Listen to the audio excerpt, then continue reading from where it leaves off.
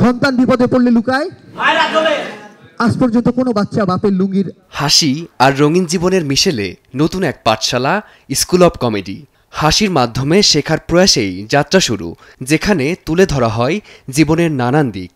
বাচ্চাকে পিঁপড়া কামড় কি বলে, ও মারে, কুত্তা দাঁড়ায় ধরলে ও বাবারে। বৃহস্পতিবার সন্ধ্যায় ঢাকা বিশ্ববিদ্যালয়ের থিয়েটার অ্যান্ড পারফরমেন্স স্টাডিজ বিভাগের নাটমণ্ডল মিলনায়তনে হয়ে গেল কমেডির বিশেষ আয়োজন। ব্যাকবেঞ্চার্স কমিউনিকেশনসের উদ্যোগে আয়োজিত এই শোতে পারফর্ম করেছেন জনপ্রিয় কমেডিয়ান ও লেখক আবু হেনা রনি। হেডমাস্টারের ভূমিকায় দর্শকদের তিনি নিয়ে যান রসিকতা আর ভাবনার যাত্রায়। উনি খুব ভালো বুদ্ধি, বলছে যে পোকা নিচের দাঁতে বসে উপরের দাঁত খাচ্ছিল। শুধু বিনোদন নয়, পর্যবেক্ষণ, সংবেদনশীলতা আর ইতিবাচকতার মধ্য দিয়ে জীবনকে দেখা হয় নতুন আঙ্গিকে। যেখানে যাব সেখানটা রিলেট করে যখন বলছি, তাদের সাথে কানেক্ট করছে এবং তারা কিন্তু বুঝতে পারছে ও আচ্ছা তাহলে আমাদের এখানকারই বিষয়, কিন্তু সে একটু মজার ছলে তুলে ধরছে। সো এটা এই আর্টটা, অর্থাৎ আমার অবজারভেশন পাওয়ারটা বাড়ালে আমরাও আয়ত্ত করতে পারবো। তারা যদি আমাদের এই আর্ট ফর্মটাকে একটু চেষ্টা করে, তারা সবচেয়ে বড় গেইন করতে পারবে এবং তারা বাংলাদেশের দুর্দান্ত স্ট্যান্ড আপ কমেডিয়ান হবে।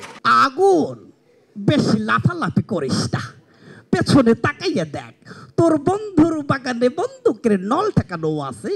হাসি এক ধরনের থেরাপি, যা মানুষকে নিজের ভেতরের অন্ধকার থেকে টেনে আনে আলোয়।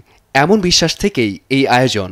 অনেকে অলরেডি অনুপ্রাণিত হয়ে গেছে এবং আজকের অনুষ্ঠানের মধ্য দিয়ে আমার মনে হচ্ছে আরও অনেক বেশি মানুষজন অনুপ্রাণিত হচ্ছে। আগে মিরাক্কেলে দেখেছিলাম, আর আজকে সামনাসামনি হাসতে পেরেছি, কমিউনিকেট করতে পেরেছি, এটা খুবই ভালো লেগেছে। হ্যাঁ, এখানে কমেডি শেখানো হয়, কিন্তু কমেডি করার মাধ্যমে শেখানো হয়। কমেডি করার মাধ্যমে এখানে কিছু বাস্তব চিত্র চোখে তুলে দেখানো হয়, নিজের জীবন থেকে তুলে ধরানো হয়। তো এখানে কমেডির মাধ্যমে আমরা শেখানোর ট্রাই করতেছি। কমেডিটা কীরকম করে করতে হয়, কীভাবে করতে হয় বিস্তারিতভাবে জানতে পেরেছি। আমরা বিভিন্ন মেথড সম্পর্কে জানতে পেরেছি রনি ভাইয়ের কাছ থেকে। খুব হেসেছি এবং এটা একটা সরস হাসি যেটা বলে।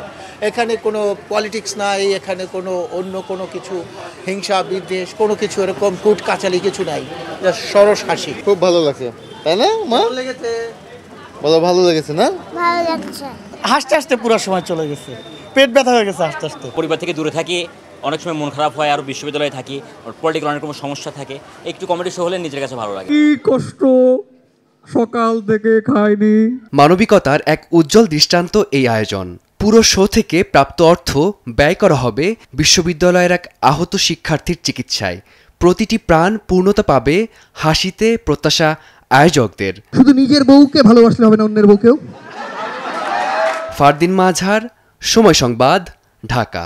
আমি মায়ের মুখে হাসি দেখার জন্য বান্ডিল বান্ডিল টাকা রোজগার করেছে, তবু আমার আমার আসে না।